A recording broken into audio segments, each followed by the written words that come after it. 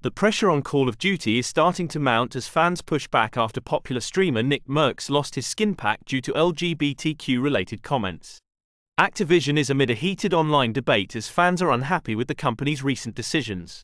While commenting on an LGBTQ-related protest, Twitch streamer Nick Merckx states these issues should be left to parents to discuss with their children. As predicted, the reactions to these comments were swift and harsh. Call of Duty took immediate action stating that they had removed all Nick Merckx-related content from their online shop. Media companies were equally quick to label him a horrible person and start their smear campaign. Despite this, Nick remained steady with his beliefs, reiterating his points on stream. He clarified that he holds no hate in his heart for any community. However, he did also make it clear that he should be the one to teach his child about specific issues. As a parent, he believes it is a responsibility that falls on his shoulders alone. Many did not agree with Nick on this issue, and thus the internet divide began. Despite some online disagreement, many stand firmly behind the Call of Duty streamer. His fellow content creators, Dr. Disrespect and Tim the Tatman, publicly showed their support. Tim requested that they remove his skins from the online store, and the doc clarified that he was done with Call of Duty for now. Since then, many more have supported them, stating they will not return to the game. Whether this will have an impact on Activision is uncertain. Although the backlash against Call of Duty and Activision has been fierce, they have decided to ban Nick Merckx from their store. Not only did they remove all of his skins, but they also recently doubled down further. Nick was scheduled to be part of the kickoff to the current Call of Duty tournament. He is one of the streamers paid by Activision to stream their event. However, due to his comments, he is now removed from all promotional material and no longer part of the list of streamers streaming the tournament. It is unclear whether Nick asked the company to be removed from the event or if he was released. Logic would suggest that he was removed due to his comments. If they removed his skins, they also removed his name from the streamer list. Fellow content creator Tim the Tatman is also no longer part of the event. However, his absence might also be due to his recent request to be removed from the Activision store. Tim made it clear that he was in protest against the decision to remove his friend from the store. Right now, Call of Duty will push forward. They believe that most of this backlash will blow over. The truth is that they are likely correct. Most people move on from these issues very quickly. Although people rapidly point to Bud Light, who continues to fall, this won't happen for Call of Duty.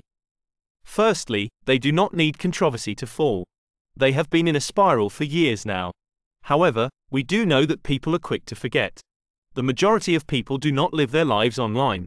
It might feel that the whole world is on Twitter, but they are not.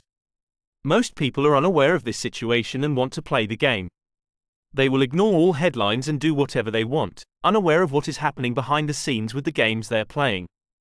We know this to be true because Call of Duty survived much worse than this. We all know that Activision Blizzard does not have the best reputation. They have been accused of horrible things in the past. They were involved in a massive investigation. The discoveries from this investigation are genuinely jaw-dropping. Despite all of this, they continue to push through. The games are still top-rated and continue to make billions every year. There is no reason to believe that this situation will slow them down. However, minor controversies do add up. It might not be one thing that causes your downfall, but over time, people will move on. We have seen bigger games than Call of Duty meet their end in the past. Although the conversation around this topic is still robust, interest is starting to dwindle. Those who decided to boycott the game are already gone. Those who have yet to take action won't do so anyway. Many believe that gaming companies should be non-political. Although some games cover social or political topics, companies should focus on development. Conversely, you have those who believe that companies can express any opinion, and it is up to the consumer to decide if they want to support it.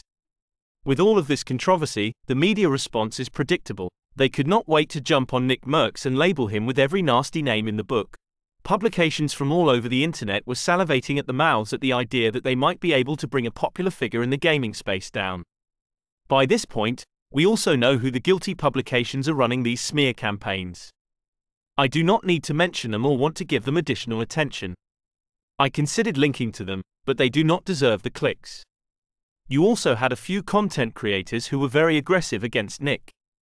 One such content creator was popular Twitch streamer Hassan Piker. Not only did he speak out against Nick, but he also had a few choice words for Dr. Disrespect. He stated in a live stream that Doc had more loyalty towards his friend than his wife. This is a comment that both Nick Merckx and Dr. Disrespect could have taken better. The Doc stated that Mr. Piker would never say anything like this to his face. Nick said that he was now dead to him. Many fans also did not take these comments from Hassan very well. It feels like a cheap shot from a person who builds a brand on rehabilitation. You cannot preach forgiveness and state you want people to grow but also use their past against them when you disagree. Since you do not know their relationship, it is best not to comment. If you disagree, keep it within the agreement. There are many more examples of people trying to take cheap shots. You do not have to agree with what Nick Merckx is saying. Many believe that there is a place in school for this topic. Discussing the existence of gay people will not turn your child gay, just like discussing slavery will not turn your child racist. Children learn about abuse, wars, and anti-Semitism in schools. If you are okay with those teachings, then you should be okay with LGBTQ issues as well. Some are pushing back against this, stating that those type of history lessons only takes place when children are much older, often in high school when they are teenagers. People are pushing for LGBTQ issues to be taught much younger. People are also concerned about what children hear in school. A history lesson will have little effect on a child. Gender issues might have an impact if people do not teach it correctly. Ultimately, LGBTQ people exist and have a right to live without discrimination. However, parents deserve the right to teach their children at their own pace. There is currently no curriculum that exists for these issues. Thus, it is hard to navigate when a child is ready to hear them. Hopefully, we can figure that out and build toward a more tolerable existence where gay people can exist and parents have the right to teach their children.